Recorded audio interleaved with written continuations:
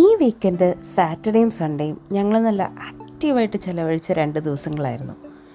Saturday morning തന്നെ ഞങ്ങൾ ബ്രേക്ക്ഫാസ്റ്റൊക്കെ കഴിഞ്ഞ് നെയ്തനെ കൊണ്ട് ഗ്രൗണ്ടിലേക്ക് ഇറങ്ങി കേട്ടോ.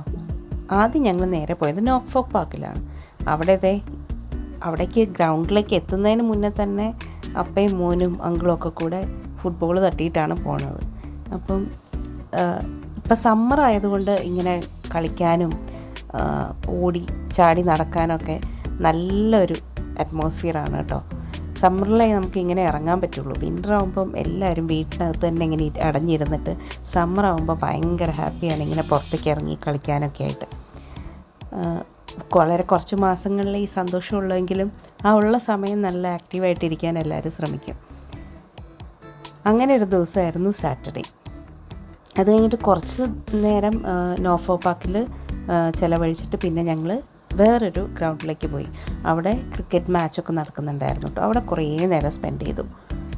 അവിടുന്ന് കുറേ നേരം നെയ്തൻ ഫുട്ബോളൊക്കെ തട്ടി കളിച്ച് അവനൊരു മടുപ്പുമില്ല കേട്ടോ. എത്ര നേരം വേണമെങ്കിലും അവനങ്ങനെ നിന്നോളും. കളിക്കാൻ നല്ല ഇഷ്ടമാണ്.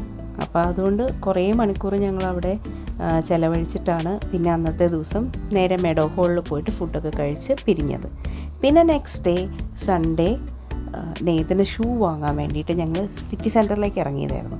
അപ്പോഴുണ്ടതേ ഷെഫീൽഡ് മൂറിൽ നമ്മുടെ നാഷണൽ എമർജൻസി സർവീസസിൻ്റെ എക്സിബിഷൻ പോലെ കുട്ടികൾക്ക് വേണ്ടിയിട്ട് ഫുൾ അവരുടെ എക്സിബിറ്റ്സ് ആയിരുന്നു. അവരുടെ fire engines, ambulances, police vehicles, പിന്നെ അതിനെപ്പറ്റിയുള്ള കാര്യങ്ങളൊക്കെ പറഞ്ഞു കൊടുക്കുക. ഇത് മെയിനായിട്ട് കുട്ടികളെ ഉദ്ദേശിച്ചിട്ടായിരുന്നു കേട്ടോ. കാരണം അവർക്കിതെല്ലാം ഒന്ന് കാണിച്ചു കൊടുക്കുക, അവർക്ക് ഈ വക എമർജൻസി സർവീസസിനോടുള്ള ഒരു പേടിയൊക്കെ മാറ്റാനും അവരെ കോണ്ടാക്റ്റ് ചെയ്യേണ്ടതിൻ്റെയും അവരോട് സംസാരിക്കേണ്ടതിൻ്റെ ഒക്കെ ഇമ്പോർട്ടൻസ് പറഞ്ഞു കൊടുക്കാനും അവരെന്തൊക്കെയാണ് ചെയ്യുന്നതെന്നൊക്കെ കാണിച്ചു കൊടുക്കാനൊക്കെ വേണ്ടിയിട്ടാണ് അവർ ഈ ഒരു എക്സിബിറ്റ് നടത്തിയത്.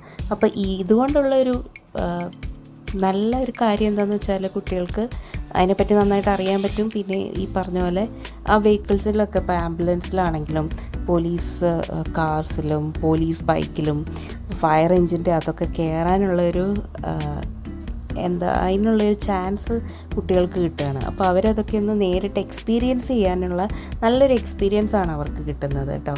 അത് ഭയങ്കര ഒരു എക്സൈറ്റിംഗ് ആയിട്ടുള്ളൊരു ഓപ്പർച്യൂണിറ്റിയാണ് കുട്ടികളെ സംബന്ധിച്ചിടത്തോളം. അത് നെയ്തനും നന്നായിട്ട് അത് എൻജോയ് ചെയ്തു. അവൻ എല്ലാത്തിലും കയറാൻ നല്ല ഇഷ്ടമുണ്ടായിരുന്നു. അപ്പോൾ അതുകൊണ്ട് തന്നെ ഇപ്പോൾ പോലീസ് കാറിലാണെങ്കിലും ഫയർ എഞ്ചിനിലൊക്കെ അവൻ കയറി ഭയങ്കര ഹാപ്പി ആയിട്ടാണ് ഇന്നത്തെ ഒരു ദിവസം അങ്ങനെ എൻഡ് ചെയ്തത്.